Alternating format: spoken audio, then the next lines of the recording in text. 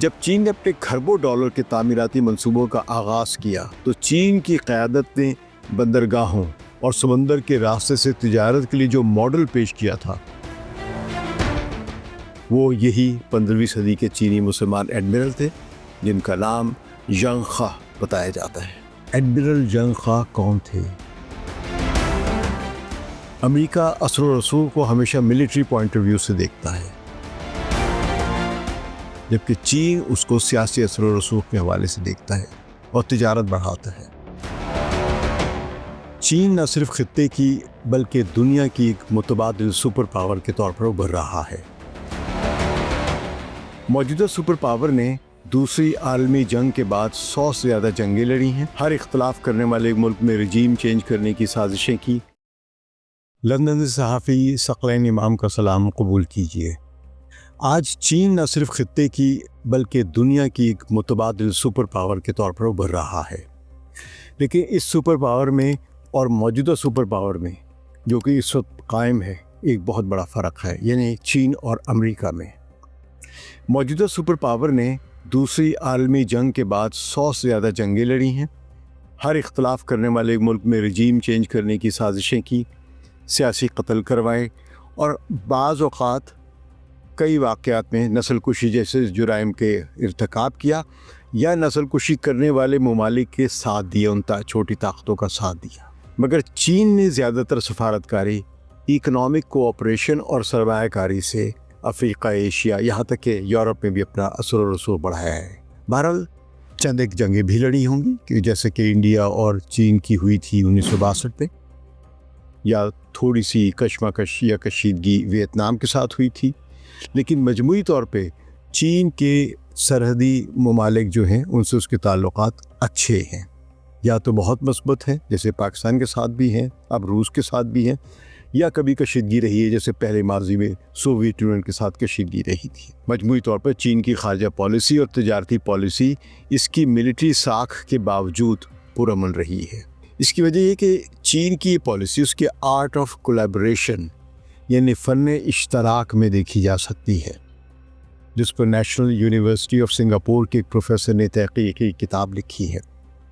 اس professor نے اس art کے لیے مثال چین کے 15ویں صدی کے ایک مسلم یعنی مسلمان ایڈمرل کی پیش کی ہے جو چینی تھے، جس نے اس زمانے میں چین کو بحر ہند اور اس سے جڑے سمندروں میں بہت بڑی بحری قوت بنا دیا تھا، مگر خطے کے ممالک سے دھونس اور دھاندلی نہیں کی، ہر ایک سے تعمیری سفارتکاری، ترقیاتی منصوبہ بندی اور منصفانہ تجارت کو فروغ دیا، اور سب کو فائدہ ہوا، جس ملک سے تجارت کی اس کو بھی اور چین کو خود بھی۔ چینی ایڈمرل کے یہ سفر کولمبس کے امریکہ کے دریافت کرنے سے 8 دہائیاں پہلے کیے تھے۔ ویسے تو ہم آج کے دور میں چین کی بیلٹ اینڈ روڈ انیشیٹو دیکھ رہے ہیں، جس میں وہ انفراسٹرکچر، بندرگاہیں اور ریلویز اور تجارتی سہولتیں تعمیر کر رہا ہے، لیکن حقیقت یہ ہے کہ چین نے جنوب مشرقی ایشیا، بحر ہند، بحیرہ عرب، خلیج فارس، بحیرہ احمر اور مشرق وسطی کے دیگر بندرگاہوں کو جدید بنانے کا عمل کافی عرصے سے شروع کیا ہوا ہے، اور وہ اسے تجارتی اور اقتصادی ترقی کا بنیادی انفراسٹرکچر کہتا ہے۔ مگر چین کے مخالف ممالک چین کی اس پالیسی کو فوجی قوت اور سیاسی اثر و رسوخ بڑھانے کی ایک حکمت عملی قرار دیتے ہیں۔ وہ یہ نہیں بحث کرتے بس تجارت کرو گے، منصفانہ کرو گے تو سیاسی انفلوئنس تو بڑھے گا۔ سن 2005 میں امریکی محکمہ دفاع پینٹاگون نے اپنی ایک رپورٹ میں بندرگاہوں کی اس تعمیر کے لیے جو چین بنا رہا تھا، اسٹرنگ آف پرلز یعنی موتیوں کی لڑی کی اصطلاح استعمال کرتے ہوئے کہا تھا کہ اس کے ذریعے چین اپنی بحری طاقت یعنی نیوی میں اضافہ کر رہا ہے۔ مگر چین کا ہمیشہ اصرار رہا ہے کہ اس کے سڑکوں، ریلوے لائنوں اور بندرگاہوں جیسے منصوبوں کی تعمیر تجارتی اور اقتصادی مقاصد کے لیے ہے، نہ کہ دیگر قوموں کو محکوم بنانے کے لیے۔ یہ امریکہ یہ بات نہیں سمجھتا۔ امریکہ اثر و رسوخ کو ہمیشہ ملٹری پوائنٹ آف ویو سے دیکھتا ہے، جبکہ چین اس کو سیاسی اثر و رسوخ کے حوالے سے دیکھتا ہے اور تجارت بڑھاتا ہے۔ جب چین نے اپنے کھربوں ڈالر کے تعمیراتی منصوبوں کا آغاز کیا تو چین کی قیادت نے بندرگاہوں اور سمندر کے راستے سے تجارت کے لیے جو ماڈل پیش کیا تھا وہ یہی 15ویں صدی کے چینی مسلمان ایڈمرل تھے جن کا نام ینگ خا بتایا جاتا ہے۔ اور یہ خاکہ بھی، یعنی چین کا جو اب خاکہ ہم دیکھ رہے ہیں بیلٹ اینڈ روڈ انیشیٹو کی صورت میں، BRI کی صورت میں، اس کا تاریخی طور پر خاکہ جو ہے وہ ایڈمرل ینگ خا نے تیار کیا تھا۔ ایڈمرل ینگ نے اس دور میں دنیا کی سب سے بڑی بحری قوت تیار کی تھی، لیکن اس کی مدد سے کسی بھی ملک کو زیر نگی نہیں بنایا، محکوم نہیں کیا۔ ماہرین ان کی اس پالیسی کو آرٹ آف کولیبریشن یعنی اشتراک اور تعاون کی پالیسی قرار دیتے یا فن اشتراک کہتے ہیں۔ اس ایڈمرل کے بارے میں کئی داستانیں مشہور ہیں۔ کینیا میں ایک روایت کے مطابق ان کے بحری بیڑے میں شامل ایک کشتی کے کینیا کے ساحل کے قریب تباہ ہو جانے کے بعد بچ جانے والے ملاحوں کو کینیا میں رکنے اور مقامی خواتین سے شادی کی اجازت دے دی گئی تھی۔ کینیا میں DNA کے ٹیسٹ سے اس بات کی تصدیق ہوئی کہ ان شادیوں سے بچے بھی پیدا ہوئے تھے۔ اسی نسل سے تعلق رکھنے والی ایک نوجوان کینیائی خاتون وماکا شرافو کو ماضی میں چین نے میڈیسن پڑھنے کے لیے اسکالرشپ بھی دیا تھا اور وہ چین جا کے پڑھا تھا انہوں نے۔ کئی تاریخ دانوں کا خیال ہے کہ معروف کہانی سندباد اس چینی ایڈمرل کی زندگی سے متاثر ہو کر بنائی گئی تھی۔ ایڈمرل ینگ خا کون تھے؟ اب آپ کے ذہن میں یہ سوال آئے گا۔ تاریخ میں آج ینگ خا کہلانے والے چینی ایڈمرل یوہنان نامی علاقے میں سن 1371 میں چین کی مسلمان برادری میں پیدا ہوئے تھے اور اس برادری کا نام ہوئی تھا۔ یہ مسلمان برادری آج بھی چین میں ہوئی کے نام سے مشہور ہے اور پہچانی جاتی ہے، اور یہ وہ مسلمان تھے جو وسطی ایشیا کے مختلف خطوں سے چین میں یا تو خود سے پناہ لینے آئے تھے یا منگولوں کے ہمراہ حملہ آور بن کر آئے تھے۔ ینگ خا کا جنم اس دور میں ہوا تھا جب منگولوں کو مقامی منگ خاندان کے ہاتھوں شکست کا سامنا کرنا پڑا تھا۔ یہ چین کی اس وقت کی اٹھتی ہوئی ایک طاقت تھی، منگ خاندان۔ ینگ خا کا خاندان منگولوں کے لیے لڑ رہا تھا۔ ینگ خا کی عمر اس وقت 10 برس کی تھی جب منگ آرمی باغیوں کو ڈھونڈتی ہوئی ان کے علاقے تک پہنچی۔ ینگ خا کا خاندان مارا گیا، مگر انہیں زخمی حالت میں حراست میں لے لیا گیا۔ ینگ خا کے ساتھ بھی وہی کیا گیا جو اس دور میں کم عمر قیدیوں کے ساتھ کیا جاتا تھا، یعنی ان کی جنسی صلاحیت کو ختم کر دیا گیا۔ ینگ خا یا ماہو کہلائے جانے والے اس بچے کا نام محمود شمس تھا۔ بعض کتابوں میں ان کا نام محمد بھی لکھا گیا ہے۔ ان کے والد کا نام میر تقین اور دادا کا نام خرم الدین بتایا جاتا ہے۔ ان کے پردادا کا اصل نام سید اجل شمس الدین تھا، اور بعض تاریخی ذرائع میں سید اجل شمس الدین عمر بھی لکھا گیا ہے۔ سید اجل کا تعلق وسطی ایشیا کے شہر بخارا سے تھا، اور انہیں منگول حکمران قبلائی خان نے گورنر نامزد کر کے یوہنان بھیجا تھا۔ 13ویں صدی تک چین کے بیشتر حصوں پر منگولوں کا قبضہ تھا۔ وقت کے ساتھ ساتھ منگولوں کی بدعزمی، بدعنوانی اور زیادتیاں بڑھنا شروع ہوئیں تو چین کی مقامی قوم ہانئی، جن کو ہنس بھی کہتے ہیں، ان کے ساتھ امتیازی سلوک کی وجہ سے سیاسی عدم استحکام پیدا ہونا شروع ہو گیا۔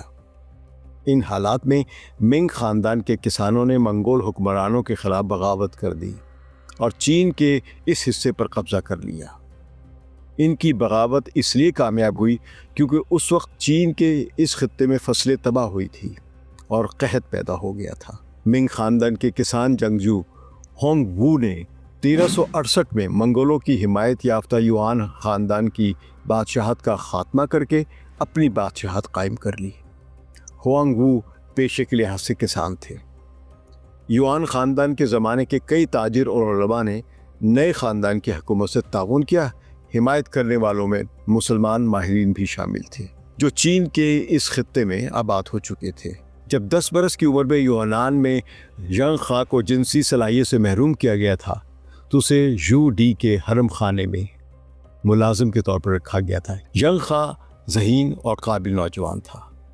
یو ڈی کے ہاں کام کرنے کی وجہ سے ینگ خا کو بہتر تعلیم اور تربیت، انتظامی امور کی سمجھ اور فن سپہ گری سیکھنے کا اچھا موقع ملا، اور یہ سب امور یا فنون اس زمانے میں اشرافیہ کے ہوتے تھے، لیکن اس بچے کو غلام ہونے کے باوجود سکھائے گئے کیونکہ یہ قابل تھا۔ وہ تیزی سے ترقی پاتا ہوا ایک گھریلو ملازم سے آج کے عہدے کے لحاظ سے زھو ڈی کا جو ابھی شہنشاہ نہیں بنا تھا چیف آف سٹاف بن چکا تھا۔ زھنگ خان مین خاندان کے تیسرے شہنشاہ زھو ڈی یا یونگ لی کے بادشاہ بننے سے پہلے ہی اس کے ساتھ اس کا معتمد خاص بن چکا تھا۔ یونگ لی نے اپنے بھتیجے شہنشاہ جیان وین کے خلاف جب بغاوت کی تو اس وقت ماہو نے اپنی دلیری کے جوہر دکھائے۔ اس پر نئے بادشاہ نے ماہو کو زھنگ خان کا لقب دے دیا۔ زھنگ خان نے بچپن میں اپنے والد و دادا سے ان کے حج کے سفر کے قصے سنے تھے، اس لیے اسے حج کی کہانیاں متاثر کرتی تھی۔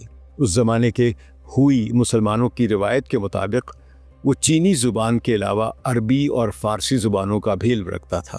زھنگ خان نے شاہی تعلیمی ادارے نانجینگ تائیکژو میں حاصل کی۔ شاہی نمائندہ خصوصی عزت مآب زھنگ خان خزانوں سے بھرے بحری بیڑے کو بحر مغرب یعنی بحر ہند لے جائیں گے اور غیر ممالک میں شاہی فرمان سنائے اور انہیں شاہی انعامات سے نوازے۔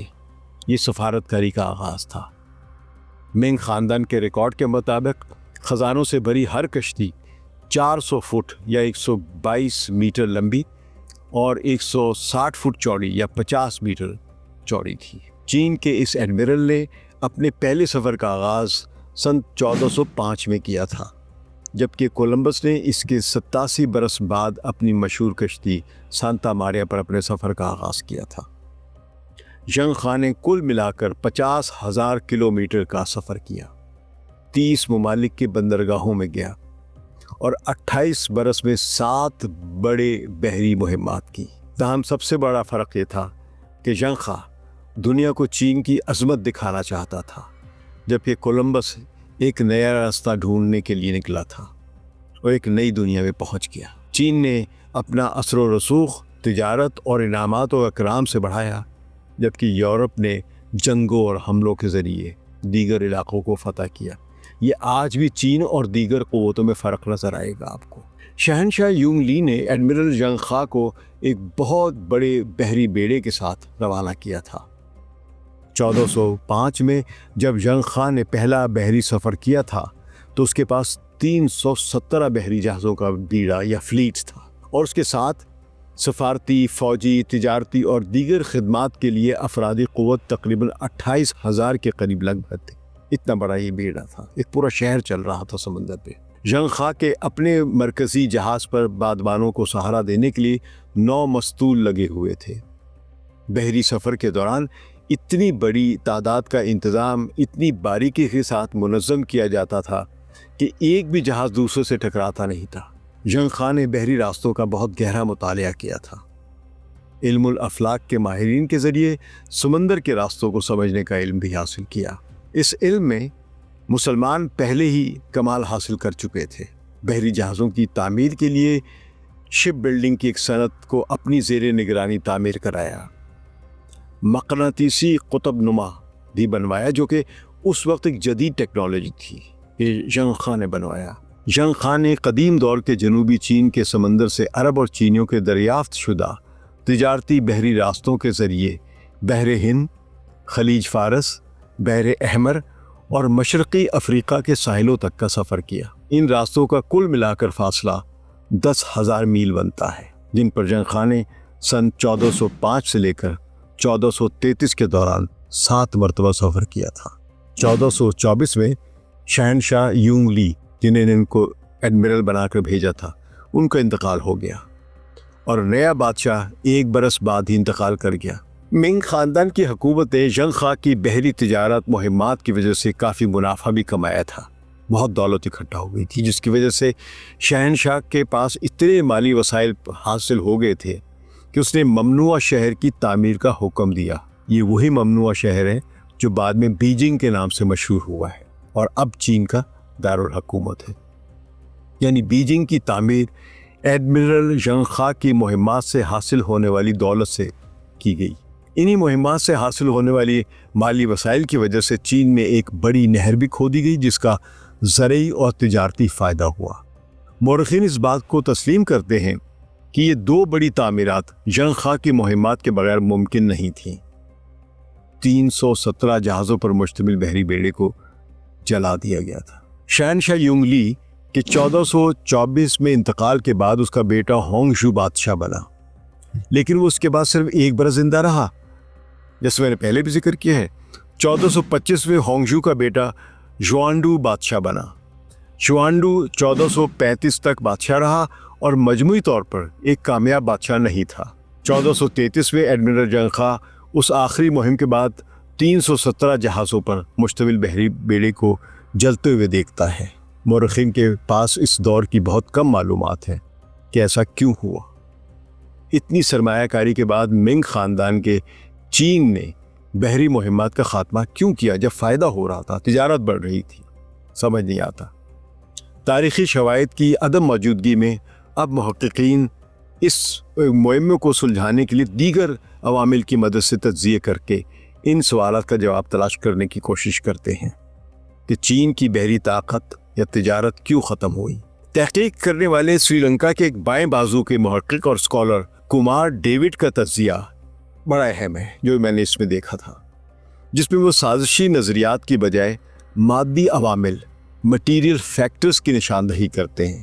کمار ڈیوڈ بتاتے ہیں کہ چینی بحری مہمات زیادہ دیر کیوں نہ چل سکی، باوجود اس کے کہ ان کے پاس وسائل بہت زیادہ تھے، اور کیوں یورپی بحری مہمات کو فروغ ملا جبکہ ان کے پاس چین جتنی طاقت نہیں تھی۔ یہ سمجھنے والی بات ہے کہ جب چین کے پاس زیادہ طاقت تھی، زیادہ وسائل تھے، تو اس نے اپنی بحری مہمات ختم کر دی، اور یورپی بحری مہمات جبکہ وہاں پہ دولت کم تھی، وسائل کم تھے، وہ بڑھی۔ دیگر نظریاتی اور جغرافیائی عوامل کے ساتھ کمار ڈیوڈ نے جو بڑی وجہ بتائی ہے وہ یہ کہ یورپ میں بحری مہمات شروع ہوئی تھی تو وہاں ایک بڑا مرکنٹائل طبقہ وجود میں آیا، یعنی تاجروں کا ایک طبقہ وجود میں آ چکا تھا جو اپنے معاشرے کی ایک بڑی طاقت تھا، جبکہ اسی دور میں چین میں ایسا طاقتور طبقہ موجود نہیں تھا۔ ساری طاقت جاگیردارانہ شاہی نظام کے ہاتھوں میں تھی۔ جب بادشاہ یا دربار نے محسوس کیا یا ان کا موڈ بنا، ایک فیصلہ ہو گیا، اور کسی اور بات کا دل چاہا تو ایک نیا فیصلہ لے لیا گیا۔ جو مٹیریل کنڈیشنز ہوتی ہیں، جو طبقاتی ضروریات ہوتی ہیں، ان کو کوئی سنتا ہی نہیں تھا۔ تو اس بنیادی فرق کی وجہ سے یورپ کے مرکنٹائل طبقے نے بیرونی مہمات میں نہ صرف سرمایہ کاری کی بلکہ حکومتوں پر اس کے فروغ کے لیے دباؤ بھی ڈالا، اصرار بھی کیا۔ قدیم چین میں مرکنٹائل کلاس کا ایسا طبقہ طاقتور نہیں تھا، اگر تھا بھی تو۔ مورخین اس زمانے کے چین کے سماجی نظام میں کاروباری یا مرکنٹائل کلاس کو نچلا طبقہ قرار دیتے تھے، اشرافیہ نہیں سمجھا جاتا تھا۔ لوگوں کا خیال تھا کہ مرکنٹائل طبقہ کوئی پیداوار تو کرتا نہیں ہے، اس لیے ان کی کوئی خدمات نہیں ہوتی ہیں۔ یہ کمار ڈیوڈ کی تحقیقات تھی۔ ینگ خواہ کی مہمات کی 5 صدیوں کے بعد آج چین میں ایک طاقتور مرکنٹائل طبقہ موجود ہے۔ اس میں منگ خاندان کے بعد ٹنگ خاندان کی تقریباً 350 برس کی حکومت کا تو کوئی کردار نظر ہی نہیں آتا ہے۔ البتہ 1911 کے چینی انقلاب نے سماجی اور سیاسی تبدیلیوں کو متعارف کرایا۔ بعد میں کمیونسٹ پارٹی کے 1948 کے انقلاب نے جاگیردارانہ نظام کو تہو بالا کر دیا، برباد کر دیا۔ لیکن چین میں مرکنٹائل کلاس کے فروغ پانے اور اس کے طاقتور بننے اور پھر چین کو ایک بڑی اقتصادی طاقت بننے میں جہاں کمیونسٹ پارٹی کے اندر کا ارتقاء کار فرما ہے، وہیں بیرونی سرمایہ کاری، خاص کر امریکی سرمایہ کاری کا بھی ایک اہم کردار ہے، جس کا آغاز سن 80 کی دہائی سے ہوتا ہے۔ ظاہر ہے اب چین کی سیاسی، سماجی اور اقتصادی طاقت کا قدرتی تقاضا ہے کہ وہ نہ صرف اپنے ملک میں انفراسٹرکچر کے بڑے بڑے منصوبے بنائے جو کہ بہت تیزی سے بن رہے ہیں، بلکہ وہ بیرون ملک پورے خطے میں بھی ایک وسیع سطح کا انفراسٹرکچر کھڑا کرے۔ یہ تجارتی ضرورت ہے مرکنٹائل کلاس کے لیے، کاروبار کے لیے۔ ان حالات میں belt and road initiative BRI کو دنیا بھر کے اقتصادی ماہرین ایک توصیفی نگاہ سے دیکھ رہے ہیں۔ امریکہ کے اقتصادی امور کے 2 پروفیسرز، یونیورسٹی آف میساچیوسٹ کے ایمرسٹ کے پال میسکریو اور George town university Washington DC کے ڈینیل نیکسن تسلیم کرتے ہیں کہ چین کے BRI منصوبوں کی دنیا بھر میں تعریفیں ہو رہی ہیں۔ نیو یارک ٹائمز اسے چین کی کھربوں ڈالر کی سفارتکاری کہتا ہے۔ بروکنگز انسٹیٹیوٹ کی رپورٹ کے مطابق ان منصوبوں سے 4.5 ارب افراد براہ راست مستفید ہوں گے چین کے BRI سے۔ जो आलमी सतह पर 21 खरब डॉलर्स की मजमूई पैदावार में इजाफा करेंगे। इंफ्रास्ट्रक्चर बढ़ाने का कितना फ़ायदा होता है। दीगर इदारे, आलमी इदारे जो तहकीकात करते हैं, इसे आलमी तारीख़ की सबसे ज़्यादा वसी और अरीज़ इक़्तिसादी और अस्करी सल्तनत भी कहते हैं। ताहम दोनों प्रोफेसर वजाहत करते हैं कि अमूमन लोग BRI को सड़कों और रेलवे लाइनों का जाल बिछाना समझते हैं, जबकि इसमें एशिया, अफ्रीका और यूरोप के समुद्री रास्ते और वहाँ की बंदरगाहों की तामीर भी शामिल है। इस वक्त कई मुबस्सरीन चीन की इस नई सरमायाकारी को आलमी तिजारत और सियासत पर कब्ज़ा करने की कोशिश भी कहते हैं। ताहम ये प्रोफेसर हजरात इस ख्याल को मगरिब की सनसना खेजी कहते हैं। चीन के सदर शी जिनपिंग इस मंसूबे को पुरशुकोह कहते हैं। इसे तारीख़ी तौर पर यानी BRI को मुस्बत हवालों से याद करते हैं, जिनमें एक नाम जी चियाका, जिसने कदीम दौर में चीन, फारस और रोम को मिलाने वाली शाहराह रेशम तामीर की थी, और दूसरा हवाला या दूसरा नाम जंगखा का लेते हैं वो, जिसका जिक्र हम यहाँ कर रहे हैं इस वक्त। शी जिनपिंग ने जी और जंगखा का तस्करा दोस्ती के एलची के तौर पर कहकर गया, जो कारवानों में या अपने जहाज़ों में ख़जाने लेकर जाते थे और जिन्होंने मशरिक़ व मगरिब के दरमियान राब्ते कायम किए, इश्तराक और ताउन का फ़न बढ़ाया या मुतारिफ़ कराया। किस अज़्म व हिम्मत का मालिक होगा वो बच्चा जिसके वालिद और दादा को कत्ल किया गया हो, उसके सामने उसके ख़ानदान के इक़्तिदार का ख़ात्मा हो, उसे जिनसी सलाहियत से महरूम कर दिया जाए और फिर फ़ातिह फ़ौज का शहज़ादा उसे अपने घर में मुलाजिम रख ले, लेकिन वो सिर्फ 2 दहाइयों के बाद उसी शहज़ादे का सिपह सालार और फिर अपने वक्त की दुनिया की सबसे बड़ी बहरी ताकत का सरबराह बनकर 7 बड़ी बड़ी बहरी मुहिम्मात लेकर निकलता है। कमाल है ना। नेशनल यूनिवर्सिटी ऑफ सिंगापुर के बिज़नेस मैनेजमेंट के एक प्रोफेसर हम सिन हून, मैंने जिनका पहले भी जिक्र किया है, वो इस सवाल का जवाब तलाश करते हैं कि इस शख्सियत के एक ऐसे पहलू को उजागर करते हैं जिस पर इससे पहले बहुत कम बात की गई थी। वो लिखते हैं कि न सिर्फ आज के बिजनेस लीडर्स इससे हालात में हर किस्म के उतार चढ़ाव से निपटने की इंस्पिरेशन हासिल कर सकते हैं, बल्कि दुनिया के सियासी कायदीन जियोपॉलिटिकल स्ट्रेटजी के लिए भी जंगख्वा से रहनुमाई हासिल कर सकते हैं। प्रोफेसर हम सिन हून की तसनीफ़ आर्ट ऑफ कोलैबोरेशन यानी इश्तराक का फ़न में उस चीनी एडमिरल पर रिसर्च के ज़रिए दिखाते हैं कि वो किस तरह अपने बादशाह को महंगे तरीन बहरी सफ़र के लिए ख़जाने खोल देने के लिए राज़ी करता है, किस तरह वो अपनी मुहिम जोई और कारजोई की बदौलत नामुमकिनात को मुमकिन बना देता है, और किस तरह बग़ैर जंग के बहरे हिंद की 30 बंदरगाहों से तिजारत करता है।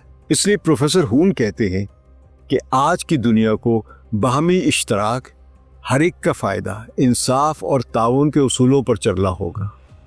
इस नज़रिए को वो फ़न इश्तराक और ताउन कहते हैं, जिसका अमली मुज़ाहिरा 15वीं सदी में उनके मुताबिक चीन के मुस्लिम एडमिरल जंगखा ने किया था। प्रोफेसर हम सिन हून की किताब आर्ट ऑफ कोलैबोरेशन के पेश लफ्ज़ में इंटरनेशनल जंगखा सोसाइटी के सदर डॉक्टर तान तासीन ने सन 2012 में लिखा था कि बाराक ओबामा ने अमरीकी सदारत संभालने के बाद दुनिया में आज़ादी और जमहूरियत की ज़्यादा से ज़्यादा ज़रूरत पर इसरार किया था।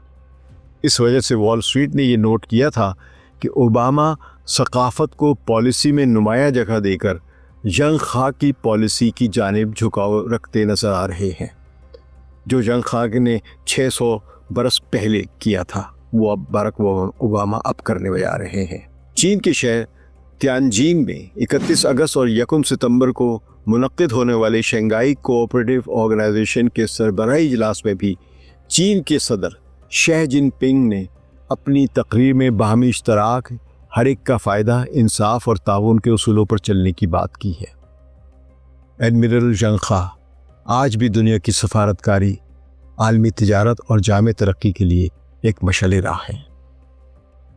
ये फ़ीचर आपको कैसा लगा है एडमिरल जंगखा की ज़िंदगी, इस बारे में कमेंट ज़रूर कीजिए। शुक्रिया। सकलैन इमाम को इजाज़त दीजिए। खुदा हाफिज़।